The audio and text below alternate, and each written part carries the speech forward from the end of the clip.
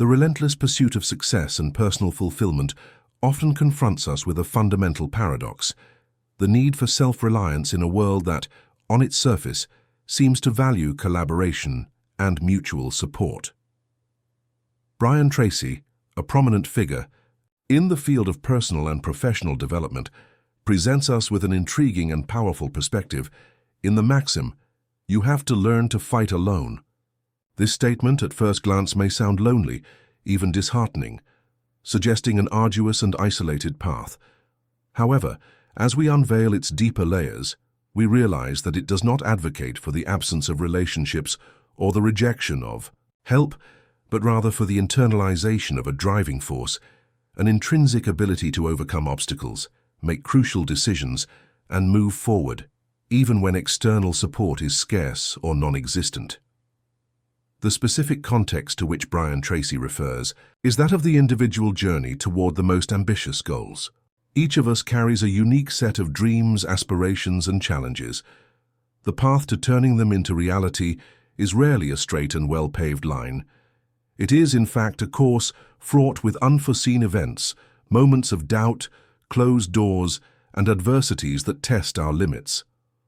It is in these crucial moments, when the ground seems to give way beneath our feet and the voices of encouragement become distant, that the ability to fight alone manifests as a decisive differentiator.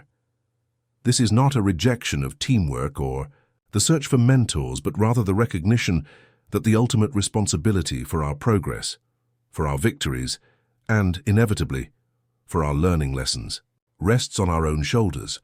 The central problem this maxim addresses is the complacency and dependence that can set in when we excessively externalize the responsibility for our own development. It is easy to fall into the trap of waiting for external conditions to align perfectly, for someone to guide us, for opportunities to magically arise. However, human experience, with its countless narratives of overcoming adversity, consistently demonstrates that the truly successful are those who have cultivated an unshakable internal resilience. They have learned to trust their own analytical abilities, their willpower to persist in the face of frustration, and their courage to take the next step, even without a complete map or the guarantee of success. This script delves into this unique perspective, exploring not only the necessity, but also the strategies and mindset behind developing this vital self-sufficiency. The unique angle of this script lies in its practical and demystifying approach. Far from being a call to isolation, learning to fight alone is in fact an act of empowerment. It is recognizing that the most reliable source of motivation and solutions resides within ourselves. It is about developing the self-confidence to take initiative, the discipline to execute plans, and the emotional intelligence to manage the inevitable tribulations. The relevance to your own experience is immediate. In what moments have you felt alone when facing a great challenge? In which situations did the absence of external support force you to find an inner strength you did not know you possessed? This learning path is universal, touching the innermost fiber of our human journey in search of meaning and accomplishment. The journey we propose here is not about developing an impermeable armor that isolates you from the world, but rather about forging an unbreakable inner core of steel. We will see how this capability translates into concrete actions, more assertive decisions, and greater resilience in the face of adversity. The central themes to be explored include self-discipline as a foundation, the importance of taking initiative, and proactive problem-solving, managing one's own emotions in moments of pressure, and building a solution-focused mindset. The objective is to equip you with the mental and conceptual tools so that you can, in fact, learn to fight alone, not as an act of desperation, but as an act of mastery over your own life and destiny. This is the beginning of a profound exploration of the strength that resides in every individual. Deepening the ability to fight alone, from Brian Tracy's perspective, transcends mere persistence. It lies in the mastery of self-management. This implies cultivating a robust emotional intelligence, the ability to recognize, understand, and manage one's own emotions, especially in high-pressure scenarios. When a project hits an unexpected dead end or a crucial goal seems unattainable, the natural tendency might be overwhelming frustration or paralyzing anxiety. However, one who has learned to fight alone does not succumb to these emotional tides. Instead, they observe them, understand them as signals, and, crucially, direct them. For example, frustration can be channeled into a more thorough analysis of the problem's causes, transforming into a catalyst for innovation. Anxiety, in turn, can be converted into a sense of urgency focused on execution, driving the search for solutions with renewed clarity and determination. This internal administration does not depend on the applause of others or external validation. It is an intrinsic process of self-regulation that ensures continued movement, regardless of external circumstances. Furthermore, self-management unfolds in the sphere of autonomous decision-making. At many points in our professional and personal lives, we face crossroads where the absence of an immediate advisor or the ambiguity of information forces us to rely on our own judgment. Learning to fight alone means developing confidence in your ability to weigh options, analyze potential risks and benefits, and finally, commit to a course of action. Imagine leading a team and being confronted with an unforeseen technical problem that others cannot solve. Leadership in this context requires you, even if you are not an expert in the specific area, to be able to analyze the available information, independently consult the resources at your disposal, and make a decision that guides the team forward.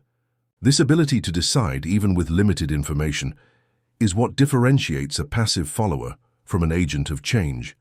It is not about arrogance, but a necessary pragmatism to advance into unknown territories. A frequently overlooked dimension of this self-sufficiency is the responsibility for one's own continuous learning and adaptation. The world is in constant evolution, and the skills that were valuable yesterday may become obsolete tomorrow. Those who become dependent on guided learning risk being left behind. The art of fighting alone involves an intrinsic proactivity in acquiring new knowledge and competencies. Consider a professional who realizes that their field is being impacted by new technologies. Instead of waiting for their company to offer training or for a mentor to direct them, this person takes responsibility for researching, enrolling in online courses, reading specialized articles, and experimenting with new tools on their own. It is this initiative for self-improvement, this relentless pursuit of staying relevant and ahead, that solidifies the ability to navigate ever-changing landscapes without depending excessively on external resources.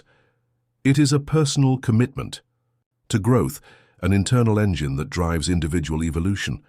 Finally, the true essence of learning to fight alone manifests in the capacity for intrinsic self-motivation.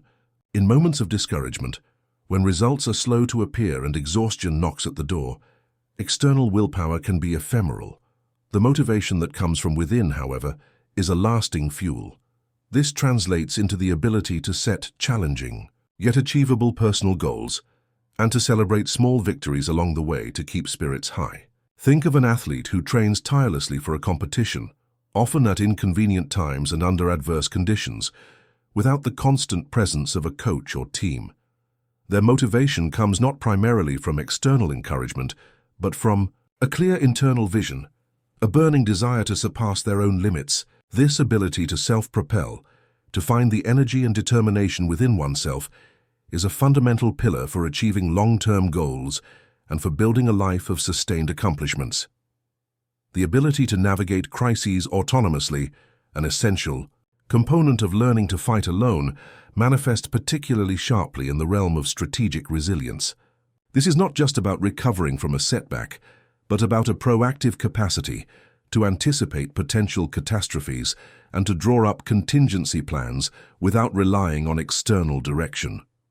Think of an entrepreneur who, upon launching a new product, does not limit themselves to a single marketing plan, but develops alternative scenarios. What to do if a competitor launches something similar first? How to react to an unforeseen public relations crisis? This strategic foresight, this mindset of having a plan B, C, and D, demonstrates a level of self-sufficiency that goes beyond simple reaction to events. It is a form of proactive control, where the individual does not wait to be caught by surprise, but actively prepares for the storms that may come.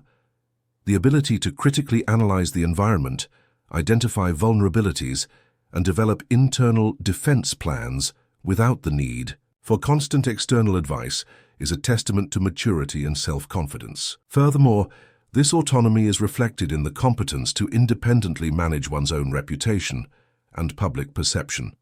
In an increasingly connected world, where an image can be built or destroyed in a matter of hours, the ability to maintain control over how one is perceived, especially in delicate situations, is crucial. Consider a professional who made a mistake that gained public notoriety. Instead of waiting for the company to issue a statement or for a PR advisor to dictate their words, this self-aware and responsible person takes the lead in communication. They analyze the situation objectively, assess the impact of their actions, and autonomously formulate a thoughtful and honest response. This act of managing one's own narrative, of not delegating this critical function to others, demonstrates a deep understanding of one's own agency and a commitment to taking responsibility for one's actions, building a solid foundation of trust that cannot be easily shaken by external pressures. Another vital aspect lies in the ability to undertake initiatives of cross-pollination of skills, that is, applying knowledge and competencies acquired in one domain to solve problems in another, without the need for an explicit guide. Think of a marketing professional who, when facing challenges in their area, decides to apply principles of systems engineering to optimize their workflows. They do not wait for a colleague from another department to teach them. They research, study, adapt, and implement on their own. This cross-fertilization of ideas, this ability to draw lessons from seemingly unrelated areas and apply them innovatively in one's own context, is a sign of an agile and self-sufficient mind. It is the demonstration that learning is not confined to silos, but is a continuous and interconnected process, orchestrated by the individual themselves.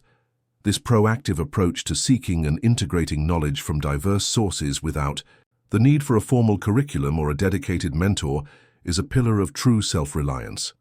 Finally, autonomy in managing interpersonal conflicts without depending exclusively on external mediation is a clear example of learning to fight alone. Instead of avoiding confrontations or desperately seeking a third party to resolve disagreements, the autonomous individual approaches the situation directly, with a clear strategy.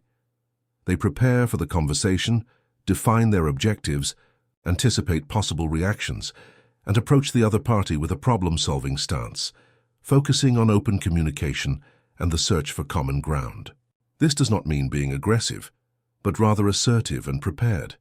The ability to articulate one's own viewpoints, actively listen to the other's perspective, and work toward a mutually acceptable solution without the need for an arbiter, demonstrates emotional maturity and a strong capacity for self-management in human interactions.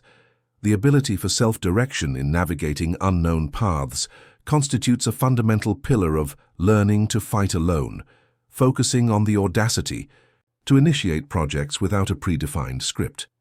This goes beyond simple proactivity. It is an intrinsic willingness to embrace ambiguity and transform uncertainty into opportunity. Think of an individual who, passionate about a specific cause, decides to found a non-profit organization. They may not have prior experience in NGO management, accounting, or fundraising, but their conviction drives them to take the first steps.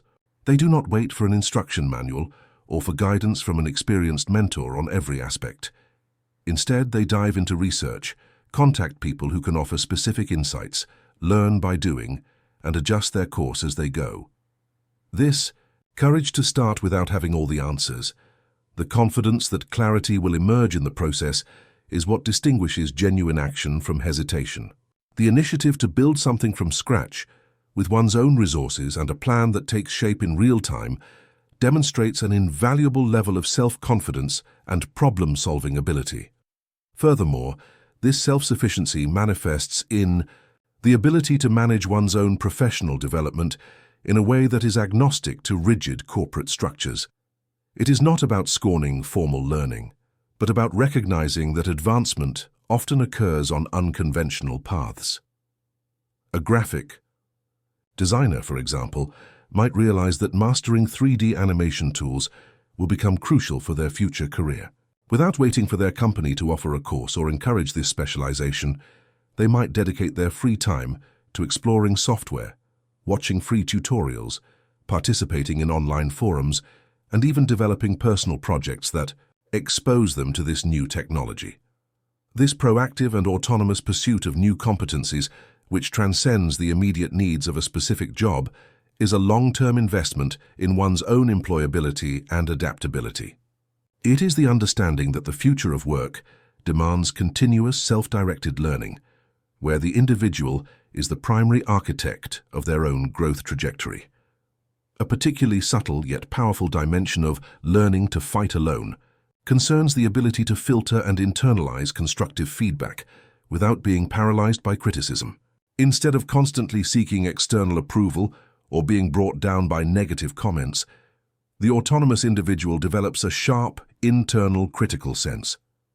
They listen attentively to opinions, discern which of them contain valuable elements for their improvement and which can be dismissed as irrelevant or malicious. Think of a writer who receives various reviews of their book. Some may point out flaws in the plot, others in the characterization, and some may be simply hostile. The writer who has learned to fight alone does not fall apart. They analyze the criticism objectively, identify patterns in constructive comments, and use them to refine their future work. Destructive criticism is recognized as such and does not affect their sense of self-worth or their determination. This capacity for discernment and self-assessment, without depending on the constant validation of third parties, is a powerful shield against demotivation and an engine for genuine improvement. Finally, self-organization to overcome intrinsic. Procrastination is a crucial aspect. The human tendency to postpone unpleasant or challenging tasks is universal. However, one who learns to fight alone develops internal mechanisms to combat this inertia. This might involve techniques such as breaking down large tasks into smaller, more manageable steps, creating disciplined work routines, eliminating distractions, or even using personal reward systems to motivate task completion. Consider a student who needs to prepare an extensive academic paper. Instead of leaving everything to the last minute, they implement a rigorous schedule, dedicating specific times for research, writing, and revision. They might promise themselves a small reward, like watching an episode of their favorite series, only after completing a planned section. This applied self-discipline to overcome internal resistance and ensure continuous progress, without the supervision of a teacher or the pressure of an imminent deadline, exemplifies the internal driving force that characterizes self-sufficiency. The intrinsic capacity for self-reframing, a vital component of learning to fight alone, manifests in the ability to deconstruct and rebuild limiting beliefs without the need for external validation. Frequently, our aspirations are sabotaged by ingrained thought patterns, internal narratives that tell us what is or is not possible for us. Perhaps you have internalized the idea that certain careers are unattainable due to your academic background or socioeconomic origin. However, true self-sufficiency involves an active process of questioning these premises. It is an introspective investigation where you examine the origin of these beliefs, assess their factual validity in the face of new evidence and, crucially, consciously replace them with more empowering affirmations. For example, when faced with an ambitious project that seems beyond your current capabilities, instead of succumbing to self-criticism, you ask yourself, where did I learn that I am not capable of doing this? Are there examples of people in similar circumstances who accomplished something similar? How can I acquire the necessary skills, step by step? This deliberate deconstruction and a subsequent building of a new belief structure, orchestrated internally, allows for the opening of paths previously considered impassable.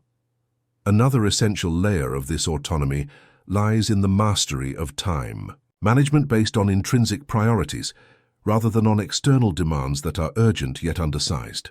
Instead of being constantly reactive to requests that arise, the self-sufficient individual proactively defines what is truly important for their long-term goals. This may involve creating a personal prioritization system where tasks are evaluated not only by their urgency, but by their alignment with larger goals. A practical example would be a professional who, although constantly bombarded by emails and requests from colleagues, reserves significant blocks of their day to work on an innovative project of their own conception. This deliberate protection of time for what is strategic, even if it is not immediately urgent or externally demanded, demonstrates a sovereign control over one's own agenda and a deep commitment to one's vision for the future. This proactive approach, in contrast to simply reacting to external appeals, is the hallmark of someone who masters their own course. Additionally, the art of learning to fight alone encompasses the ability to cultivate an informal, yet strategically diverse support network, without relying on formal mentoring instances. This implies recognizing that while the ultimate responsibility is individual, gaining valuable insights can come from unexpected and multifaceted sources. Instead of seeking a single official mentor, the autonomous individual interacts with a variety of people, colleagues from different departments, professionals from other sectors, even individuals with distinct life experiences. The key here is proactivity in sharing challenges in a thoughtful and strategic manner, seeking different perspectives, and learning from the journeys of others. Think of an entrepreneur who, when facing a personnel management dilemma, does not just consult an HR consultant, but also talks with a university professor about group dynamics, with a community leader about engagement, and even with a mentor who has gone through similar situations in another industry. This multifaceted intelligence gathering, filtered and processed internally, enriches vision and strengthens the ability to make well-founded decisions without the rigidity of a single guidance channel. Finally, self-sufficiency is actualized in the practice of rigorous ethical and moral self-assessment, without the need for constant external scrutiny. This involves the ability to reflect on one's own actions and decisions, not only in terms of effectiveness, but also of integrity and alignment with one's fundamental values. A professional might find themselves in a situation where an ethically questionable attitude, while promising a quick gain, could compromise their principles. Without the pressure of audits or supervisors, they perform a deep introspection, weighing the long-term consequences for their conscience and personal reputation. This ability to act with righteousness, even when no one is watching, and to correct course when they perceive deviations, demonstrates an internalized sense of responsibility that transcends external conformity. It is the construction of an unshakable personal code of conduct, the basis for authentic trust in oneself and in one's decisions. As we weave together the threads of this exploration, an increasingly clear picture emerges of what it means, in its deepest essence, to walk the path of self-reliance. The various shades of individual capability, from the intrinsic management of emotions to the audacity of initiating projects on barren ground, converge toward a singular recognition. The true driving force in our journey of accomplishment ultimately lies within ourselves. We realize that the barriers that arise are not mere external obstacles to be overcome, but often reflections of our own hesitations and the way we choose to interpret and face them. The accumulation of experiences, of considered decisions, of valuable lessons, and of the resilience forged in adversity, all lead us to a more refined understanding of the power inherent in our own agency. This convergence of ideas prepares us for the final contemplation, not as an exhaustive destination, but as a dawn of new perspectives. Reflecting on this journey so far, we notice how the different facets explored are not isolated entities, but rather interdependent gears of a singular mechanism of self-development. The ability to navigate turbulent waters, the art of internalizing knowledge and transforming it into concrete action, the courage to chart one's own routes, and the integrity that guides every step, all of this intertwines, solidifying the idea that personal mastery is a continuous process of internal orchestration. The lessons learned, the strategies internalized, and the confidence gradually built seem to converge into a more comprehensive understanding of what it truly means to be the architect of our own destiny. As we approach the conclusion, the landscape that unfolds suggests not an end, but an expansion of consciousness about the latent potential in each of us. Thus, in light of these perceptions, one can glimpse a horizon where authority over one's own path is consolidated. The various tools and mindsets discussed, in their entirety, point to a more integrated understanding of self-management and autonomy. It is not about denying the richness of human interactions or the beauty of collaboration, but about recognizing the indispensable foundation that individual capability builds. This solid base allows that, when the winds of life change direction, or when the path becomes particularly lonely, the individual possesses the internal resources to move forward, not out of obligation, but out of a deep sense of self-mastery.